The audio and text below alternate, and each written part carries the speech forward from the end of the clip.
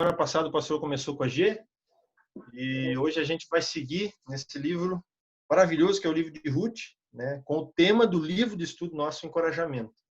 Então, na semana passada a gente viu o primeiro capítulo. Quem que estava aqui na semana passada, só para poder me localizar? Eu estava em viagem, eu estava no Rio Grande do Sul, a gente não estava aqui, eu e o André, a gente foi visitar os meus pais, que por sinal foi benção, quero agradecer para vocês, né? Agradecer a vocês, cada um teve orando por a gente, foi um tempo maravilhoso. A gente viu a graça de Deus, o amor de Deus tocando os nossos corações, os deles lá em todo o tempo.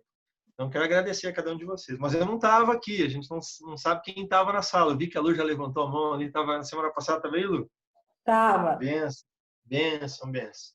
Então, provavelmente vocês estudaram o primeiro capítulo, explicando, né, um pouquinho do que aconteceu com Ruth, com Noemi, quando perdeu o marido, depois perdeu os filhos.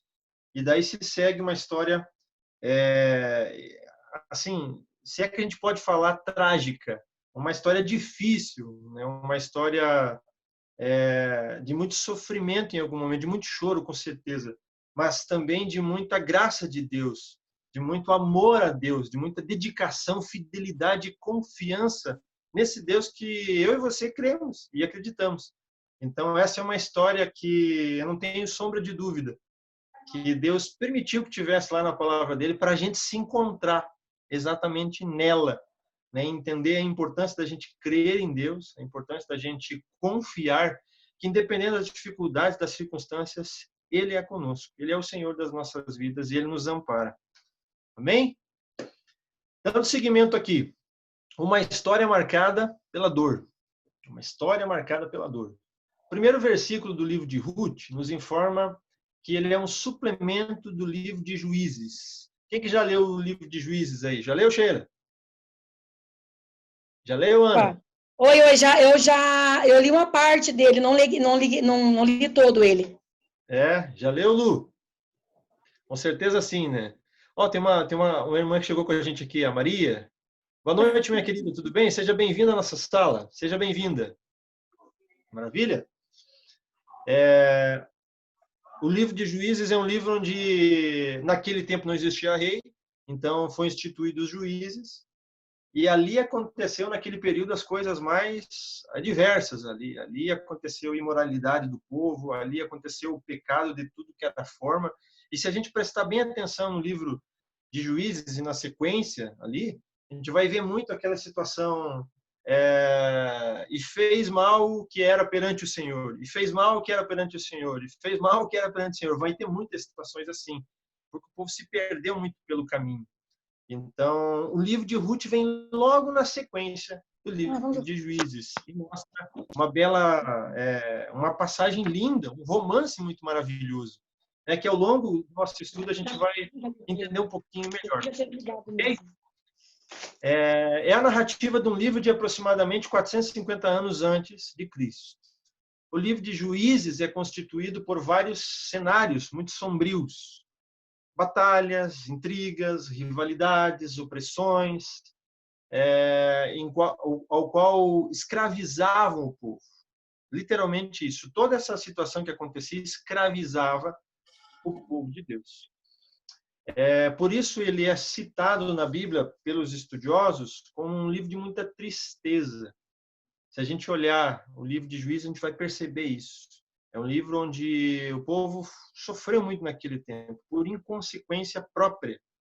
Então, às vezes, a gente acaba levando umas cacetadas na vida por inconsequência nossa. A gente não está muito alerta, a gente não fica muito aberto para o que o Espírito Santo quer nos ensinar. A gente vai meio que fazendo um fight, uma luta ali com o Espírito, e, na verdade, quem acaba sofrendo, se escravizando em algumas coisas, somos nós mesmos, né? Então, quando a gente tem esse olhar, a gente começa a entender o porquê daquele livro lá, de Juízes, contando a história daquele povo naquele tempo em que Deus tirou eles da escravidão, mas em vários momentos eles voltavam. Logo na sequência, vem o livro de Ruth. O último versículo do livro de Ruth, só para a gente pontuar, deixa bem claro que o principal objetivo que o livro foi escrito, o objetivo de que o autor escreveu o livro de Ruth, foi para deixar muito claro, foi para ressaltar a genealogia do Messias. Quem que é o Messias? É Jesus. Então, o autor que escreveu o livro, né, alguns estudiosos comentam que foi Samuel. Então, a ideia do autor é realmente deixar claro para o leitor a genealogia do Messias, da onde que veio o Messias. Tanto que o Jesus, o Messias, ele é conhecido como filho de Davi. E Ruth, né, para quem já leu o livro, vai entender claramente que Ruth é a bisavó de Davi. Olha como é interessante. O nosso querido Du entrou ali. Boa noite, Du. Boa noite, Rô. Tudo bem? Tudo na paz aí? Benção, seja bem-vindo com a gente. Vi que o Douglas entrou ali, eu não sei se é o Douglas ou a Cá, sejam bem-vindos com a gente. A gente está lendo Carta de Ruth, livro Encorajamento, beleza? Então, quem já leu o livro de Ruth vai entender isso. Que Ruth é a bisavó de Davi, um dos progenitores do Messias. Ok? Dando sequência aqui, não se sabe o tempo exato, né, cronologicamente falando, em que todos esses atos e fatos narrados do livro de Ruth foram escritos. Não tem uma prévia certa do tempo cronológico. Porém, nós somos informados apenas que naquela época foi uma época muito turbulenta, muito difícil, caótica na realidade daquele tempo. Tempo de muita crise econômica, de muita fome na terra. Até se nós pegarmos, se você tiver com a tua Bíblia na mão, faz por gentileza, abre aí. Ruth 1, capítulo 1. Na minha versão diz assim: nos dias em que julgavam os juízes, houve fome na terra. Então, aqui confirma que foi um período de muita fome, de muita crise econômica, um tempo caótico, um tempo de muita turbulência na terra. Então, quando a gente olha para essas situações, quando a Bíblia nos apresenta isso, às vezes a gente olha para as dificuldades do nosso dia a dia, do que a gente vive, do que o mundo está passando. Acho que nada mais é fácil da gente conseguir assimilar. Como que você olha para o mundo hoje? Como você olha para o mundo hoje? Do que o mundo está passando, as nações estão passando, as cidades estão passando, os estados estão passando, as casas das pessoas estão passando. É um tempo de crise? Sim ou não? É um tempo fácil? Sim ou não? É um tempo de dificuldade? Sim ou não? Então, da forma como a gente vê, a gente vai avançando, a gente vai vencendo os obstáculos. Então, esse livro de Ruth, ele apresenta muito isso. Esse livro foi escrito exatamente num tempo de dificuldade. Então, se hoje nós pudéssemos relatar o que está acontecendo nesse tempo de caos, de pandemia, vamos assim falar, quem sabe daqui a 50 anos, quem sabe daqui a 100 anos, quem sabe daqui a 500 anos, se o Senhor não voltar ainda, alguém vai olhar para trás e vai ler essa história que eu e você vamos escrever, um exemplo, né? E vai pensar assim, caramba, naquele tempo o povo passou isso, isso e isso, e teve dificuldade e não conseguiu se comunicar e não conseguia nem abraçar. Talvez para eles vai ser algo estranho, como talvez para nós ler algumas coisas é estranho. Mas o que eu quero dividir contigo é que foi um tempo de crise. E num tempo de crise, mulheres, eu já digo assim, né? Colocaram a fé em Cristo Jesus, em Deus. Homens colocaram a fé em Deus e romperam com as crises, com as dificuldades e venceram. E venceram. Essa é a parte maravilhosa, né? Vamos dar sequência aqui. Deixa eu pular a página aqui para nós irmos para frente um pouquinho. Ok. Sem meio de sustentar a sua família, Elimeleque pegou a sua esposa, seus filhos e parte para uma terra estranha, por conta da fome que estava naquele tempo, para as montanhas de Moabe. Lá eles habitam em casa, na casa de parentes e a terra, e emigram para lá eles abandonam a casa dos parentes e a terra, e emigram para um outro lugar, um país vizinho, em busca das melhores condições, de uma melhor condição. Chegando a Moabe, lá eles se estabeleceram e tudo estava bem, estava em ordem, até que vem uma tragédia. Até que a tragédia invade o lar de uma pessoa temente a Deus. Elimeleque, o marido da casa, morre. Provavelmente você e eu já nos deparamos uma situação que isso já aconteceu. Talvez você já conhece alguém que era o esteio da casa, que era o homem da casa, enfim, e não estava mais ali. Naquele momento, Deus recolheu. Veio uma tragédia no meio da casa. Seja ela a casa de um crente, aqui está falando exatamente a casa de alguém que temia Deus. Qual foi a experiência que você viu nesta casa quando isso aconteceu? Talvez isso já possa ter acontecido com você dentro da tua própria família, né? Um exemplo, a perda de um avô ou a perda de um pai, né? Então, como que isso refletiu? Como que as pessoas lidaram com isso? Ou mais profundo, um pouquinho para te perguntar, se isso acontecesse no meio da sua família, como você passaria com isso? Como que eu passaria com isso? Com uma crise de perder alguém que seria a base, que daria o caminho, que diria, nós vamos por aqui, ou nós vamos por ali. Não, não vamos fazer isso, vamos fazer aquilo. Como é que você e eu lidaríamos com isso? Como passar por meio de uma crise?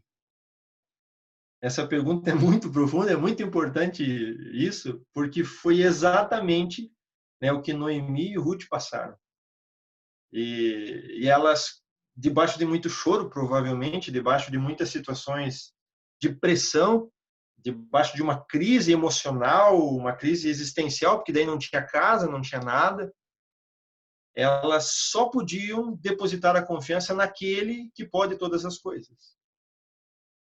Talvez rapidamente a gente responda assim, não, Leandro, é claro, é botar confiança em Deus, não tem sombra de dúvida, né? Mas na prática a gente age assim? Na prática a coisa funciona assim? Du, na prática é assim quando a crise aperta? Lu, é assim? Sheila? Ana, é assim mesmo que a coisa funciona? Quando está na pressão, a gente corre para Cristo, a gente corre para Deus e chora realmente aos pés dele, ou a gente esperneia igual criança mimada, assim, né? Tentando achar um porquê, né? Geralmente, Deus, o que está acontecendo? Senhor, eu sou teu servo, você é tua serva, por que disso?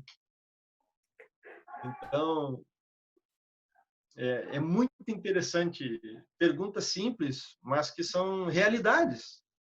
Realidades, realidades.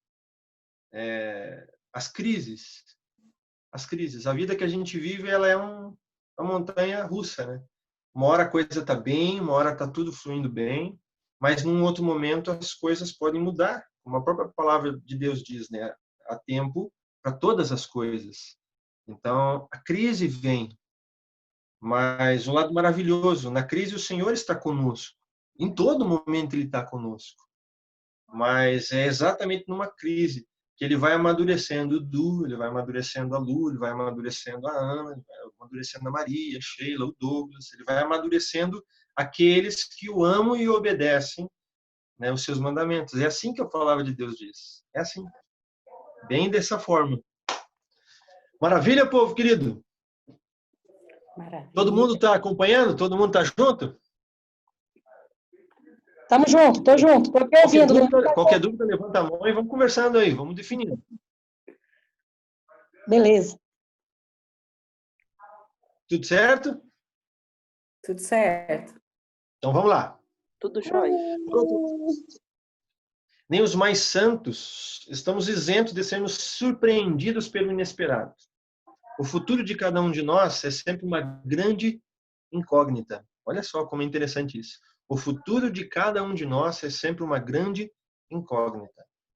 Nem eu e nem você sabemos o que irá acontecer daqui a algumas horas, daqui a alguns minutos, eu já posso dizer isso. Nenhum de nós sabe isso. É um mistério. Portanto, não temos como nós nos preparar para eventos que não podemos antecipar. Isso é fato. A gente não pode se preparar para muita coisa, não tem como antecipar muita coisa. Tudo o que acontece na nossa vida, cada minuto, cada segundo, é algo inédito, é único. Olha só como interessante. Cada minuto, cada segundo na nossa vida é único. Nunca visto antes, nunca experimentado antes.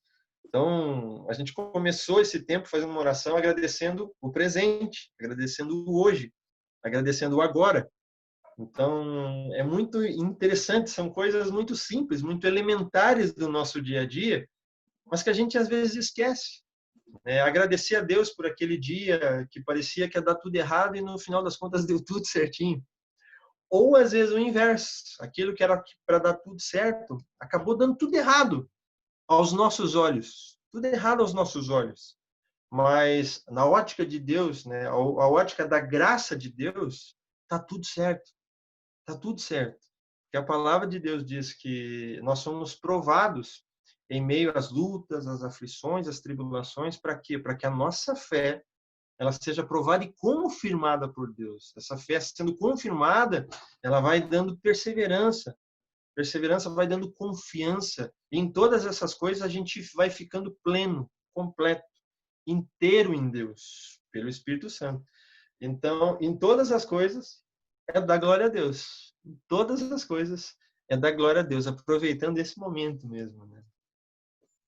Tempos depois da morte de Elimeleque, o esposo, os seus 2 filhos casam com mulheres moabitas. Malom, que é o nome de um filho, que casa com Ruth, que significa amizade, companheira, e Quilion, acho que essa é a pronúncia correta, Quilion, com Orfa, que significa firmeza. No entanto, em menos de 10 anos, também os 2 filhos vieram a falecer, vieram a morrer, ficando somente as 3 mulheres privadas de seus esposos. O que aconteceu com Noemi foram crises inevitáveis, normais para o ser humano, incidentes comuns da vida. A diferença está na maneira como ela, como você e eu, enfrentamos esses momentos difíceis. Então, de novo, o que eu acabei de comentar uns minutinhos atrás. Como eu e você reagimos, como eu e você nos movemos, como eu e você enfrentamos uma crise. Acho que é bem interessante a gente ter esse tempinho para avaliar isso. Pense em algum momento que você teve uma crise, mas não uma crise emocional, não. Uma crise, uma situação difícil, que você teve que passar, que você teve que resolver. Ou talvez você possa estar passando por ela. E como que isso aconteceu? Talvez olhando daqui para trás, você possa avaliar isso, pensar, não, Leandro, foi tranquilo, foi bem, ou não, foi complicado, eu não soube me mover muito bem nisso, me desesperei, enfim. Como que isso acontece? O que o pastor Josadak dividiu com a gente aqui, que a reação, a situação dela foi uma coisa natural. Sentiu tristeza, chorou provavelmente, né?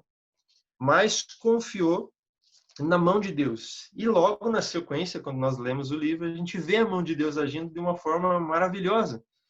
Tanto que o livro de Ruth, se você for estudar, é o livro que exatamente ele é visto pelos teólogos e pelos historiadores, né, pelos estudiosos, como um romance, o livro de romance. É um livro que conta um romance, né, permeado, né, banhado na graça de Deus. Então, é maravilhoso que o cuidado de Deus, apesar de uma crise, um momento difícil, Deus estava ali, estava cuidando e já tinha um destino certo, né? Bisavó do Messias. Olha só, que lindo, né? Se a gente poder olhar com essa ótica de Deus, né? Passar alguma dificuldade, passar uma crise, mas saber que vai poder ter na história, como aconteceu com ela, né? O privilégio de ser conhecida como a bisavó do Messias. Seguidamente eu costumo falar assim com as pessoas com quem a gente anda perto, né? Imagine que título maravilhoso para Davi. Além dele ser um rei, além dele ser conhecido como um homem segundo o coração de Deus, mas olha que título maravilhoso, né? Jesus é chamado filho de Davi. Filho de Davi. Olha só, o filho de Deus, né? O Senhor da sua vida, da minha vida, sendo chamado, se intitulava filho de Davi. Então, eu acredito que não há honra maior para um homem nessa terra, o homem falando humanidade, homem e mulher, de ser conhecido como filho de Davi. É o homem conhecido como, né, na profecia, o pai de Cristo, na verdade, né? Então é maravilhoso, é maravilhoso. Mas é tudo passando por situações de dificuldade, passando por situações de crise, Ok? Dando seguimento aqui, o erudito Matthew Henry, um escritor, foi uma vez assaltado por um grupo de ladrões que levou a sua carteira. Nessa mesma noite, ele escreveu em seu diário as seguintes colocações. 4 motivos ele viu nisso. Primeiro, por ele ter sido a primeira vez que ele foi assaltado. Ele viu um motivo de gratidão, porque aquela era a primeira vez que ele tinha sido assaltado. Segundo, por terem tirado somente a carteira dele e não a vida dele. Terceiro, porque embora que tivessem levado tudo que ele tinha naquele momento, não foi muito, porque ele tinha pouca coisa com ele. Quarto, porque fui eu quem fui roubado, né? E não fui eu quem roubou. Então, são reflexões muito interessantes. É como a gente vê as coisas, né? De que ângulo a gente vê as coisas, como a gente se move nas coisas que acontecem na nossa vida. Então, se eu perguntar para você, hoje a gente já está na quarta, já teve dificuldade desde a segunda até a quarta? Teve, Lu? Teve, Edu? Teve, Ana? Teve, Sheila? Teve, Maria? Teve, Douglas? Cá? Tive bastante, hein? Não precisa Mas nem venceu, perguntar, né? graças a Deus. Não precisa nem perguntar. A gente, como diz a coisa, não mata um leão por dia, mata várias vezes o mesmo leão por dia. É mais ou menos assim que a gente vai, né? Mas glórias a Deus, porque Jesus nos ensina na própria palavra dele. Ele fala assim, se os teus olhos forem bons, olha só, se os teus olhos, a forma como a gente vê as coisas, forem bons, todo o teu corpo, tudo em nós vai ser iluminado, vai ser vida, vai ser luz, vai ser graça. Porque a gente está olhando as coisas com a mente de Cristo, com a mente do Espírito Santo, com os olhos do Pai, com os olhos do Filho. Então, a gente tem essa percepção maior das coisas, ou mais clara das coisas. Agora, quando a gente só enxerga o problema, só enxerga a crise, só enxerga assim o negativo, ele mesmo complementa dizendo assim, em grande trevas tu estás. O teu corpo está em grande treva, porque você não consegue ver as coisas boas. Então, a graça de Deus é incrível porque ela não livra as coisas difíceis e ruins, vou dizer assim, da nossa vida. Deus ele não livra, de uma certa forma, as dificuldades da nossa vida. Porque é nas dificuldades que a graça dele vem e superabunda nisso. É nas dificuldades que a graça dele vem e nos faz ver a beleza de todas as coisas. É na graça dele que nas dificuldades, nas aflições, nas tribulações, nas provas, ele vai nos levando adiante, né? Crescendo em nós, amadurecendo em nós para coisas ainda muito maiores que ele quer trabalhar. Então, é maravilhoso, né? Todas as manhãs a gente recebe uma mensagem do pastor Daniel falando sobre a graça de Deus. E é exatamente isso. Não isenta as dificuldades, rompe as dificuldades, avança nas dificuldades, faz a gente enxergar com a ótica certa do reino de Deus. Então, isso tem nome. É graça pura, é Jesus Cristo, é Espírito Santo. É exatamente dessa forma. Bênção? Amém. Bênção pura? Vamos acelerar um pouquinho aqui. Aprendendo a lidar com a dor. Uma maneira errada da gente lidar com as crises, com a parte dolorosa, com a parte triste da vida, talvez seja a comodidade. É desistir da luta. É fechar os olhos. E é deixar-se levar pela correnteza. Você tem feito isso às vezes?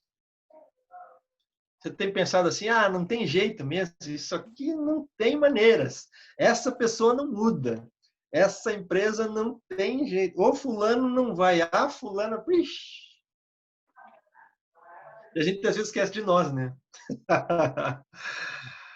Como que a gente acaba lidando com isso? A gente entra no comodismo, né? A gente não gosta muito do conflito, não o conflito da briga, da confusão. Até domingo na escola dominical, o Renan falou isso muito sabiamente, falou assim, não tem sentido o cristão, o filho de Deus, a filha de Deus, se envolver em conflito, está sempre no meio de confusão, está botando lenha na fogueira, não tem sentido, lógico.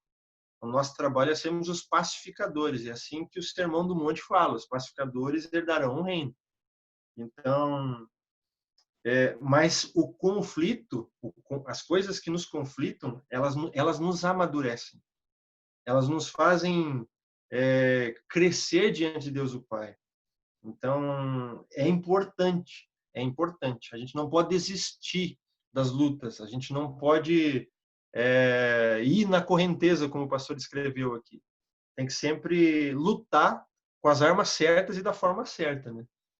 Pessoas que agem assim são chamadas derrotistas. Uma palavra diferente, eu não conhecia essa palavra, derrotistas. Estão fadadas sempre ao fracasso. Mas não é assim que se lida e se supera os problemas e os transtornos emocionais.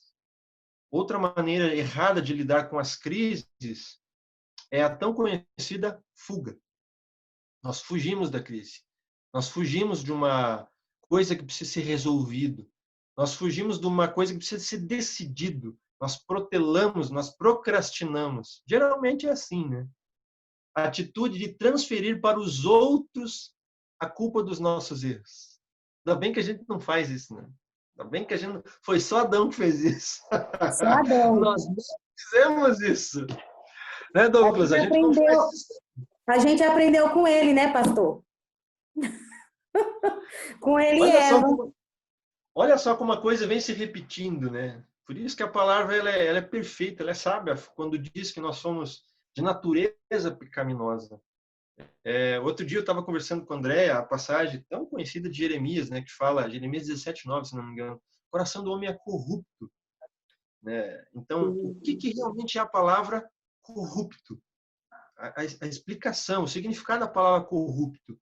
A gente geralmente liga essa passagem quando a gente vê alguma coisa de corrupção na política, corrupção de alguma forma, alguma corrupção que traga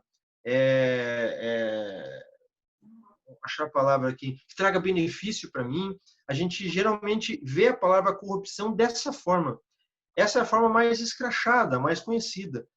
Mas corrupção, corrupto, é uma coisa bem simples. Quando Deus está falando ali para Jeremias que o coração do homem é corrupto, é que ele é um coração rompido. Ele não é um coração único. Ele é rompido. Então, eu e você facilmente nos rompemos com Deus. Facilmente trocamos Deus, que seria coisa importante no nosso coração, por qualquer outra coisa. Facilmente nós decidimos de ficar dormindo quando ele nos chama para a presença dele na madrugada, um exemplo. Facilmente nós trocamos ir, quando a gente pode, com a igreja aberta, num dia de cultuar a ele, decidindo para ir num jogo, ir num shopping, fazer outra coisa. A gente rapidamente troca as escolhas. Rapidamente o nosso coração se rompe. Não que seja errado isso, mas quando Deus está falando para Jeremias, está falando exatamente isso. O coração ele é corrompido. Ele já está rompido e alguma coisa corrompe ele. Corrompe ele. Então, a corrupção é uma coisa mais clara, mais forte. Então, é muito interessante a gente conseguir compreender como a gente é e como a gente tem que vencer. Vencer as batalhas no nosso dia a dia. O exemplo de Noemi e Ruth é uma forma clara de ver isso. Né? Há uma maneira certa de triunfar sobre os problemas da vida. Aceitando a responsabilidade. Aceitando a responsabilidade. Isto tem a ver com entender que somos vasos de barro nas mãos de Deus, cheios de imperfeição e sujeitos totalmente a falhas. Tenho certeza que cada um de vocês entende isso, cada um de nós entendemos isso. Mas essa é a primeira forma da gente conseguir aprender a lidar com os problemas. entendendo que a gente não tem a força necessária. O nosso braço não é forte o suficiente para isso. E se a gente se move na força do nosso braço, automaticamente não nos movemos na força de Deus. Isso é uma coisa clara. Ok? Seguindo aqui. Observe que o próprio significado dos nomes de Noemi aos filhos implicam em sofrimento. Malom significa estar fraco. Tudo indica que esse moço era alguém franzino, doente, carregava a marca de dores na sua própria existência. E o nome Quilion, ou Quilion, se é a pronúncia correta aqui para falar para vocês, significa definhamento. Não era diferente do seu outro irmão. Também era alguém sofredor. Convém ressaltar que naqueles tempos bíblicos, os nomes quase sempre refletiam a realidade existencial por ocasião do nascimento do bebê. Era uma coisa típica naquela época, né? Colocarem um nome de acordo com o que foi no momento do parto. O nome de Benjamim era assim, o último nome de Jacó era não recordo agora de cabeça, mas eu sei que era um nome muito estranho. E daí, na hora, foi trocado o nome para Benjamim, que daí é outro significado, é outra conotação de nome. Gente, alguma dúvida, alguma colocação? Alguém quer colocar alguma coisa, perguntar alguma coisa, ou está tudo sob controle? Tudo na paz? Seguimos lá, então. Vamos lá. Noemi e Elimeleque sabiam o que era sofrer e tendo que aprender a superar as dificuldades. Eles conviveram com a dor, mantiveram a fé em Deus. Ok? Elimeleque, cujo nome revela suas convicções religiosas. O nome Elimeleque, que era o marido de Noemi, significa para quem Deus é rei. Olha que nome lindo esse significado. O nome Elimeleque significa para quem Deus é rei. E Noemi significa agradável. Olha que nome lindo. Você conhece alguma Noemi? Se você conhece, tem a oportunidade de chegar e falar para ela, você sabia o significado do teu nome? Talvez ela vai dizer, não sabia, não sabia. Então você vai ter o prazer de chegar e dizer, o teu nome significa agradável. Seu nome é bíblico. O seu nome é dado por Deus. Olha que oportunidade maravilhosa de você e eu pregar o evangelho de Deus já com o nome da pessoa. Olha que coisa boa. Isso é bom demais. Eles eram tementes ao Senhor Deus, mas foram obrigados, olha só, ele coloca entre aspas aqui no livro, obrigados pelas circunstâncias a fugir de Israel, a sair de Israel, ir para Moabe. Porém, lá encontraram definitivamente a morte. Então, ele saiu para tentar buscar um novo mundo, uma nova possibilidade, não ter fome mais na família. E olha o que veio acontecer. Logo indo para Moabe, o pai da casa, na verdade, né, o marido, o responsável, o sacerdote do lar, Elimeleque veio a morrer. Numa possibilidade de mudança de vida, né, de um novo começo de vida, ele veio a falecer. Que Deus nos guarde de procedermos assim quando as dificuldades surgirem em nosso caminho. Nesses casos, às vezes o melhor é esperar em Deus até que passe a tempestade. Quantas vezes nós nos afastamos do povo de Deus, como Elimeleque, por causa dos problemas, deixa eu só dar sequência aqui no livrinho, surgidos no nosso meio? Com isso, pensamos que iremos encontrar uma solução saindo de onde estamos e buscando uma solução com algum estranho. Ao invés disso, encontramos mais desilusões. Precisamos evitar olhar para o sofrimento e a dor com os olhos do fatalismo. Essa atitude nos torna pessoas condenadas a imobilismo. Pastor usa sempre palavras diferentes aqui e novas para a gente. O que ele quer dizer é o seguinte, às vezes, para evitar um problema, a gente sai de onde a gente está. Por isso, aquela perguntinha que eu fiz no começo, como eu e você nos movemos em meio de uma crise? Às vezes é necessário realmente sair dali. Deus está nos movendo para sair dali. Ele tem um propósito que ele quer nos levar para um outro local, ele quer nos mover. Mas às vezes não. Às vezes a gente precisa ficar e resolver aquela crise, passar por aquela situação, passar por aquela dor, passar por aquele sofrimento. Eu acredito que ninguém melhor que Jó para falar sobre sofrimento. Ninguém melhor do que Jó para apresentar para nós o que é sofrer e continuar temendo, fiel a Cristo. Tenho certeza que todos vocês já leram Jó, né? Entenderam esse processo do sofrimento, como Deus usa o sofrimento para nos aproximar dele, para que nós venhamos a conhecer a ele, confiar nele.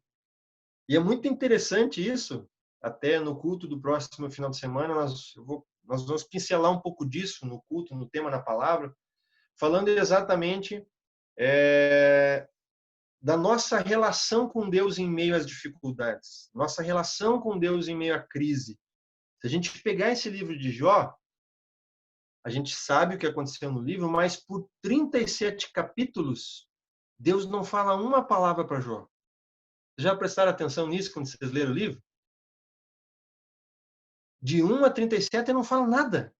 E Jó vai levando cacetada, vai levando cacetada, vai levando cacetada, vai levando cacetada, e falando com Deus e dizendo: Deus, meu coração está amargurado, melhor era não ter nascido. E ele vai abrindo o coração. Ele não vai reclamando, ele vai abrindo o coração, ele vai falando: Deus, eu fui um homem que assim fui fiel, fiz voto, fiz compromisso, dei comida ao pobre, não deixei, olha o que ele fala, mas ele fala: não deixei meus olhos olhar para uma donzela. Sim, ele vai começando a abrir o coração, falar todas as coisas. E Deus fica em silêncio. Até que no 38 muda todas as coisas. Mas, enfim, passou momentos difíceis para conhecer Deus, como ele mesmo fala. Não só de te ouvir falar, mas agora eu te contemplo face a face. Agora eu conheço a voz e conheço o meu Redentor. Então, com certeza, o que você passou já, o que você está passando, ou o que você ainda vai passar, e eu também, com certeza é um plano de Deus para nos amadurecer, para que a gente venha conhecer Cristo na intimidade de uma forma muito superior e muito mais profunda do que eu e você conhecemos. Eu posso pincelar isso de uma forma bem natural, porque eu já estou há 9 meses com meu pai num hospital, num leito de hospital. Eu já perdi as contas de quantas vezes eu já orei para Deus, pedindo para que Ele cure, para que Ele levante, dizendo: Senhor, a Tua palavra diz que se tocar, o coxo vai levantar, o cego vai enxergar. O Senhor pode fazer esse milagre. E fica aquele silêncio. Fica aquele silêncio. Mas não quer dizer que Ele não está operando. Não quer dizer que Ele não está amparando. Não quer dizer que Ele não está me moldando e confirmando a minha fé. Eu tenho que ter certeza que no tempo certo tudo vai ser restituído, tudo vai ser estabelecido. Essa é a verdade das coisas. Momento de choro, muito choro. Momento de sofrimento, momento de desespero. 5 vezes eu recebi ligação falando que meu pai ia morrer. 5 vezes. Desça porque não tem o que fazer. E graças a Deus, essa semana ele tirou a traqueostomia. Só para dividir com vocês. Glória a Deus. Tirou a traqueostomia e está começando a falar o velhinho. Então é motivo de dar glória a Deus o tempo inteiro. O milagre completamente ainda não está feito. Mas assim, a esperança no que a gente não enxerga ainda, a esperança no que a gente vai tatear e conseguir, que é Cristo Jesus. Bênção, gente! Indo para o finalmente aqui, vamos lá para o finalzinho. Alguém tem uma pergunta? Alguma dúvida? Douglas, tudo certo? Tudo na paz? Vamos lá. Seguindo então. Aliás, seguir a Cristo implica em ser disposto a sofrer por Ele. Nesta perspectiva, o sofrimento é algo normal e não excepcional na vida do cristão. Estude os evangelhos, observe que as colocações afirmam que o evangelho é para gente forte. Olha como é interessante, o evangelho é para gente forte. Se nós formos para as últimas folhas da Bíblia, para o último capítulo da Bíblia, a gente vai ver Deus falando: eu já tenho tudo pronto, a nova cidade, a nova Jerusalém, já está tudo preparado, eu sou o Alfa e o Ômega. E daí ele começa a falar, porém, a primeira citação que ele fala assim, que não entrarão no reino dele, ele fala assim: aos covardes. Você já leu essa passagem lá? Só pegar a Bíblia do final e vem vindo, o último capítulo da Bíblia, lá, você vai ver. Primeira citação ele fala aos covardes. Mas quem que é o covarde? Aquele que perdeu a briga, que lutou com o camarada lá no UFC, lá no octógono? É o covarde aquele que, de repente, bateu numa pessoa que não tinha força? Quem que é o covarde que Deus está falando? É o covarde aquele que conhecia o que era para fazer e não fez. É aquele que sabia o que tinha que falar e não falou. É aquele que sabia que tinha como agir, sabia como tinha que agir e não agiu. Então é aquele que tinha uma caminhada para fazer e desistiu, preferiu outro caminho, né? Então é muito interessante o que ele fala, que o evangelho é para a gente forte, para aqueles que querem ser vencedores nas dificuldades. Portanto, quando as dificuldades vierem à sua vida, e por certo elas virão, o correto não é olharmos para elas, mas sim olharmos para Jesus. Belo isso, né? Maravilhoso isso. Não olhar para as dificuldades, olhar para Jesus. Pois uma das coisas que acontece na hora do sofrimento sempre é a dúvida. Quando você e eu estamos no meio de uma crise, você começa a duvidar também? Eu dou minhas duvidadas. E só confesso de falar. Eu volto e meia. Deus, o que está acontecendo, Senhor? O que é isso? Parece que isso não passa nunca. Até quando vai? E a gente começa a duvidar se aquela foi a decisão certa, se aquilo tinha que ser feito. São os nossos sentimentos que geralmente nos levam a pensar isso, nos levam a isso. Mas não podemos nos apoiar em nossos sentimentos, ok? Olha só, não podemos apoiar nos nossos sentimentos. Especialmente quando eles não correspondem com a palavra de Deus. Por isso, volta de novo, o coração é enganoso. Os nossos sentimentos nos enganam, os nossos pensamentos nos enganam. A gente se corrompe, a gente divide rapidamente o pensamento, ok? Devemos sim andar com fé na palavra de Deus, nas promessas de Deus, as promessas infalíveis do Deus Todo-Poderoso. Amém? Amém, gente querida? Conclusão do nosso estudo aqui. Até o pastor colocou isso, eu acho muito, muito belo a gente pontuar aqui. Procure forças em Jesus. Pense nas dificuldades que você está passando, pense em alguma situação que você está tendo que vencer, seja por conta da pandemia, seja por alguma situação no teu serviço que foi imposto a você fazer. Pense em alguma crise, pode ser no relacionamento, na família, no casamento, nas finanças, pense no que for, na saúde, na igreja, pense no que for. Procure forças para vencer isso em Jesus. O apoio mútuo entre os irmãos. Não queira vencer sozinho. Levanta a mão, peça uma ajuda. A gente está aqui à disposição, apesar de a gente não poder estar junto ali, fisicamente, mas quem move a minha vida e quem move a tua vida é o mesmo, é o Espírito, é Jesus. Então, dê um contato, dê uma ligação. Leandro, pastor, precisamos de oração em tal situação. O bicho está pegando aqui em tal área. Levanta a mão, peça ajuda, peça ajuda. Deus nos colocou a caminhar junto exatamente para isso, para nos fortalecermos, amparados, força. Olhando para Jesus, mas caminhando junto, força junto. Fazendo assim, você triunfará sobre as dificuldades da jornada na sua vida. Lembre-se que em nenhum lugar Deus nos promete uma vida cristã isenta de problemas, mas nos garante a plena vitória sobre todas elas. Amém? Amém, gente querida? Deixa eu abrir os mics aqui para a gente bater um papinho final. Temos mais uns minutinhos aqui. Deixa eu abrir aqui. Bem, Douglas, Maria, Ana. Nosso estudo é muito simples, é muito curto. Um livro conhecido. Aconselho vocês a lerem Ruth, é um livro bem pequeno. Você lê assim... Eu amo! Uma sentada. Uma sentada. Aí, Pastor, ai, que legal. tem esse livro aqui que é do Mike Murdock. Ele chama 31 Segredos de uma Mulher Inesquecível, que ele tira justamente do livro de Ruth. E eu achei tão interessante, porque é um livro tão curtinho, mas que traz tanto ensinamento. Então, isso aqui é um livro voltado para mulheres, e assim, com temas muito relevantes, que fala sobre a mulher inesquecível que Ruth foi, e também de Noemi. E aí, agora, a gente tendo esse estudo sobre encorajamento com a história de Ruth, E conforme o Du colocou lá o resumo lá no grupo, que eu achei maravilhoso da aula passada, Top, top. né, assim, é um estudo muito bom e a vida de Ruth, eu vejo Ruth como uma mulher muito determinada. E aí, eu só queria compartilhar uma coisa que eu achei muito interessante, depois de ler o texto lá do Du, eu conversando aqui com a minha irmã, eu falei assim, olha que interessante, muita gente, até o pastor Daniel falou que os votos do casamento dele foi justamente esse trecho de Ruth, onde quer que fores irei eu, o teu Deus é o meu Deus, o teu povo é o meu povo.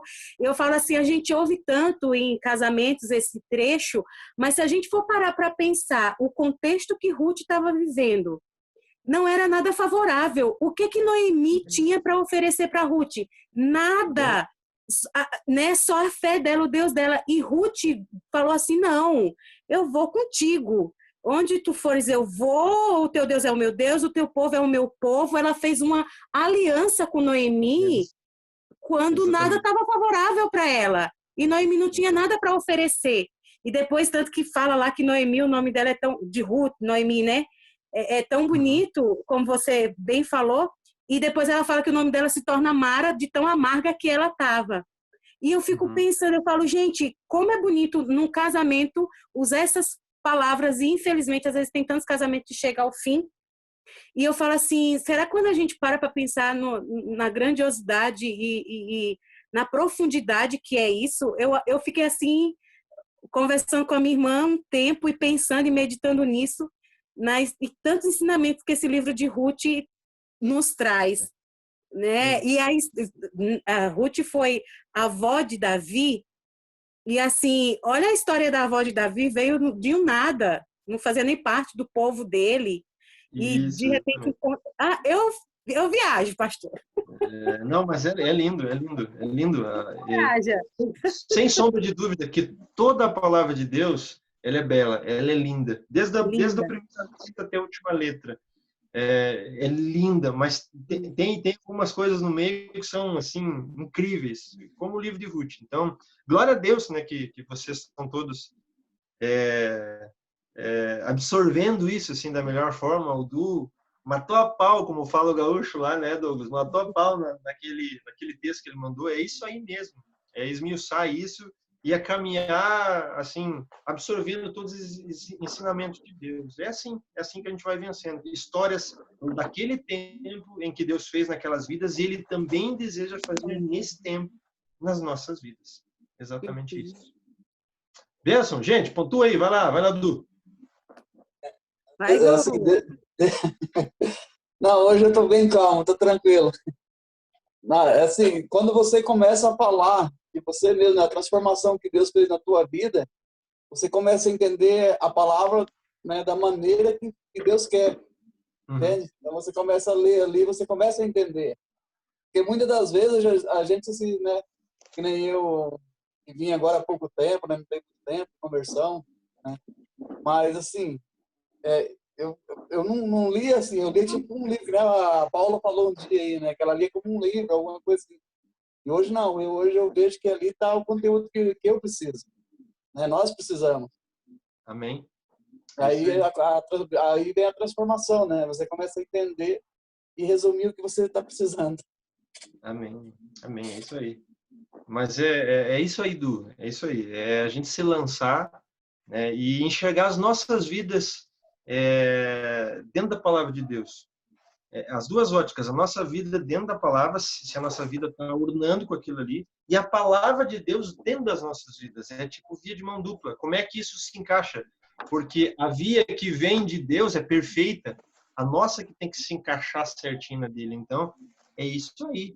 Sempre filtrando, sempre avaliando e deixando o Espírito Santo conduzir. Certo? Ô, Pastor Leandro, eu lembrei da frase do pastor Daniel no domingo, que ele falou assim, Deus tem mais expectativas em nós do que a gente nele. Eu falei, poxa vida, e não é que é? É bem isso. É bem isso. É bem isso, porque a ótica nossa é diferente, né, Lu? O que acontece? Como a gente acabou de estudar aqui, a gente não consegue prever ou imaginar ou calcular o que vai acontecer em algumas horas. Sim. Se a gente olhar a vida com essa ótica, com essa visão, a gente vai começar a valorizar muito mais os simples momentos da nossa vida. Acordar e tomar café, um exemplo, quem tem o filho, a irmã, o marido, assim, o valor daquilo ali. Sentar e conversar com o pai, com o avô, até com a esposa, com todas as situações, o valor que aquilo tem. Você valorizar os simples momentos, porque é exatamente isso, que é o devido valor da coisa. E quando Deus olha, a ótica é diferente, porque ele já escreveu tudo, a vida de todo mundo, ele sabe de tudo. Então, quando ele olha, imagino eu que quando ele olha, ele pensa assim, eu já sei o que vai acontecer, vamos ver como é que ele vai se encaixar nisso aqui. É uma ótica doida a gente querer fazer isso, mas é mais ou menos assim. E ele sabe de tudo, é a gente que tem que se moldar, né? Então, bênção demais, bênção demais, bênção demais. Olha Gente, que Ruth nem era... Leandro. Olha que Ruth nem era judaica, né? Exatamente. Essa é outra situação. A partir do que ela viu em Noemi, ela se tornou. Foi Olha só inclusa como na Deus família, né? trabalha isso tudo. Eu vejo que o evangelho é isso, né, pastor? Nós somos inclusos na família de Cristo, na família de Deus. Então, a igreja está aí justamente para isso, para incluir aqueles que estão fora, vamos dizer assim. E Cristo tem esse poder, né, de incluir a gente na família dele. Exatamente. Às vezes uma falha nossa dos evangélicos ou dos cristãos, vamos colocar assim, é apresentar ou colocar o evangelho como alguma coisa, eu já digo alguma coisa exclusiva da igreja evangélica, exclusiva disso, exclusiva daquilo. Não é isso. O evangelho é o contrário, o evangelho é inclusivo. Ele inclui as pessoas no reino de Deus. Ele inclui as pessoas na graça de Deus. Ele é acessível. Então, isso transforma tudo. Isso transforma todas as coisas. Como transformou a vida da Lu, do Douglas, da Ana, da Maria, da minha, de todos que aceitam ele. Então, é maravilhoso, sem sombra de dúvidas. Gente, alguém tem um pedido de oração para a gente poder concluir esse nosso tempo aqui? Tem algum pedido de oração? Tá tudo na paz? Tá tudo certo? Colocar a Lucimeira, a irmã da Roseli, né? Que ela tá com suspeita do Covid também, né? Tá fazendo um tratamento aí, tá esperando o resultado. Ok. Meu irmão, a vida já tá melhor, né? Essa situação aí da prima da Karina aí, que hoje perdeu o sogro devido ao Covid, né? Daqui da Fazenda do Rio Grande. Era a Luciana e o Daniel, que são os primos da Karina. Hoje o pai do Daniel acabou falecendo hoje. E pela situação do Covid aí, né? Pedir aí para que Deus conforte o coração deles aí, que estavam passando por uma luta, agora ficou pior, né? Amém. Amém. Vamos orar por isso sim, com certeza. Vamos orar. Pedir oração para alegria e paz em todas as casas, em todas as famílias. Amém. Estejam felizes e com paz. Amém. Com certeza, a gente tem que clamar por isso. Eu quero pedir oração também, pastor Leandro, pelo pai da minha amiga, agora eu não vou lembrar o nome dele. Ele é guarda municipal e chamam ele de japonês. Pai da Catherine, pode ser. Ele está com Covid. E pela família, porque ela disse, Lu, como que o meu pai vai ficar isolado dentro de um quarto? Não tem como. Minha mãe, a mãe dela já está meio assim, espero que não pegue, né? Vamos pedir a Deus por isso. Aí tem também uma amiga minha, a Aline, que está com suspeita, e tem mais 2 pessoas que estão. É a Darli e o seu Lineu.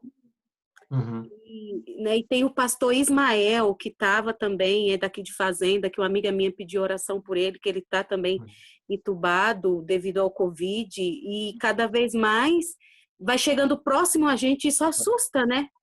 Vai. Na verdade, assim, a minha concepção disso é o seguinte, há um tempo atrás era só números, hoje em dia já é nomes. E está se aproximando cada vez mais. Então, o nosso papel, exatamente como igreja, é o que a gente faz todo domingo, né? Se vocês acompanham o culto, vocês veem. Nosso papel é orar, é clamar, é pedir a mão de Deus estendida, guardando as famílias, as casas, dando ordem aos seus anjos para que nada toque no povo de Deus. Mas se vier a acontecer, né, que a graça, que o Espírito Santo, que a cura, que é Jesus, venha e se estabeleça, e assim o milagre de Deus seja feito sobre aquela família, sobre aquela casa. O propósito de Deus a gente não entende, né? Mas o nosso papel é isso, é fazer a nossa parte, se proteger, guardar e clamar a Deus, porque é só Ele quem tem esse poder, esse cuidado sobre as nossas vidas, né? Mas vamos estar orando sim, gente. Eu vou fazer de uma forma mais aberta. Se eu pontuar cada um, eu vou conseguir. Olha só como é que é. Já são muitos nomes, né? Então, mas eu convido que você feche teus olhos, né? Alce teu pensamento a Deus, abra o teu coração e na fé que você tem a Cristo Jesus, apresente essas vidas aí a qual você está intercedendo, orando. Eu tenho certeza que são pessoas que você anseia que o Espírito de Cristo toque na vida dela. Se ela ainda não conhece Ele, se ela já conhece, toque ainda mais na vida dele e que a gente ore ao Senhor. Amado Deus, querido Pai, Senhor Jesus, nós queremos louvar Teu nome, engrandecer o Teu nome, te agradecer, Pai querido, por esse tempo precioso à luz da Tua palavra, à luz do Teu Espírito Santo, nesse livro tão precioso que é o livro de Ruth. Pai, que realmente o que nós conversamos hoje aqui, o que o Teu Espírito Santo ministrou no nosso coração, ganhe lugar nas nossas vidas. Que nós aprendamos nos momentos difíceis, de crise, primeiramente, olhar ao Senhor, clamar ao Senhor, buscar ao Senhor, que é aquele que tem o controle de todas as coisas, é aquele que nada foge do seu controle, e que o Senhor venha estabelecendo, primeiramente de tudo, o Teu Espírito Santo, para nos mostrar o caminho certo, a decisão certa, a palavra certa, a força certa, o olhar certo, para perseverar nos momentos de dificuldade, de crise, de tribulação. Como foi com Ruth, como foi com Noemi, seja na vida de cada um dos teus filhos e filhas que aqui está nesse tempo, estudando essa linda palavra de Deus conosco. Muito obrigado por esse tempo de estudo, Pai querido, Deus amado. Apresento, Pai, de uma forma particular, Senhor Jesus, a vida de cada um dos meus irmãos e das minhas irmãs que estão aqui, intercedendo pela vida destes em que essa praga, Senhor Jesus, essa enfermidade está se alastrando e está chegando cada vez mais na vida de pessoas próximas nossas, de queridos nossos. Pai, então, em nome de Jesus, primeiramente, guarda a vida de cada um desses que aqui está. Guarda a vida da Lu, a casa dela, a vida do Douglas, a casa dele, a vida da Sheila, a casa dela, a casa da Maria, a casa dela, a vida do Douglas, a casa dele, a vida do Du, a casa dele, a vida de todo o teu povo espalhado pela família, pela Fazenda Rio Grande, Pai querido. E a vida de todos esses, Senhor Jesus, que estão passando por esse tempo de crise e de tribulação. Que o Teu Espírito Santo vá dando a paz, o conforto necessário, a tranquilidade, a serenidade para assim eles lidarem no meio dessa situação. Que o Teu Espírito Santo cure os que estão já com uma confirmação da doença para que o Teu nome seja glorificado. E os que estão com suspeitas sejam livres disso em nome de Jesus. Que o Teu sangue venha lavando, venha limpando e que o Senhor dê ordem aos Teus anjos, Pai, que nenhum mal mais venha sobre a vida deles, Pai, em nome de Jesus. E como a Ana pediu, Pai, que no meio disso o Teu Espírito Santo derrame no nosso coração alegria, a plena alegria no Senhor, para sermos gratos em tudo que o Senhor tem nos proporcionado dia após dia. Nós te agradecemos pela nossa família, pela nossa vida, pela nossa casa, pelo sustento, pelo alimento, pela Tua misericórdia e pela Tua graça dia após dia nas nossas vidas. Obrigado por esta quarta-feira e fica conosco, Pai, na autoridade do nome de Jesus. Amém, amém, amém, Senhor Deus. Amém. Benção, gente querida. Benção.